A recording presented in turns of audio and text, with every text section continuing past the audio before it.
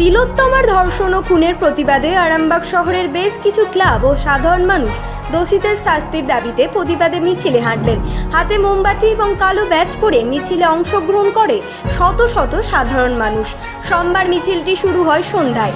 আরামবাগের boys high school মাঠ থেকে শুরু করে পুরাতন বাজার হয়ে বাস স্ট্যান্ড ঘুরে মিছিল শেষ হয় বাসুদেবপুর মোড় সুধানীল সিনেমা হলের কাছে। এই প্রসঙ্গে কি জানাচ্ছেন সাধারণ মানুষ, তাদের মুখ থেকেই শুনে নিন বিস্তারিত।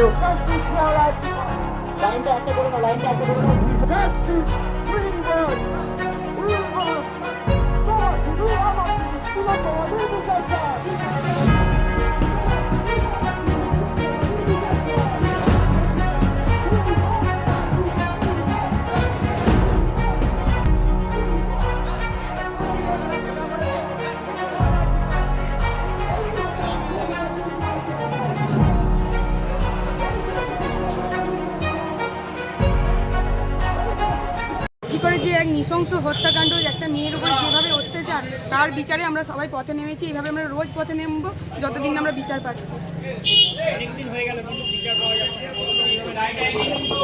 আমরা তো প্রত্যেকে বিচার চাই, যেখানে এখানে যতজন আছে আমি চাই গোটা ভারতবর্ষ। আরামবাগের একই স্বর, জাস্টিস ফর রাজিকর। আরামবাগের একই স্বর, জাস্টিস ফর রাজিকর। এই তোমার দিদি আজকের ইস্যু সবার, যেটা ইস্যু আমাদেরও একই ইস্যু, যে আরজি করে যে মর্মান্তিক ঘটনাটা ঘটেছে, ধর্ষণ ও খুন, তার প্রতিবাদে আমরা আজকে নেমেছি। ঘরে বসে থাকা যাচ্ছে না, যা বিবেকে বাঁধছে বিবেকে।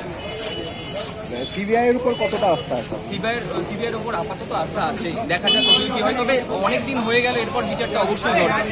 এক আদিবাসী ছাত্রের উপরে এই ঘটনা ঘটেছে, কি বলবেন? খুন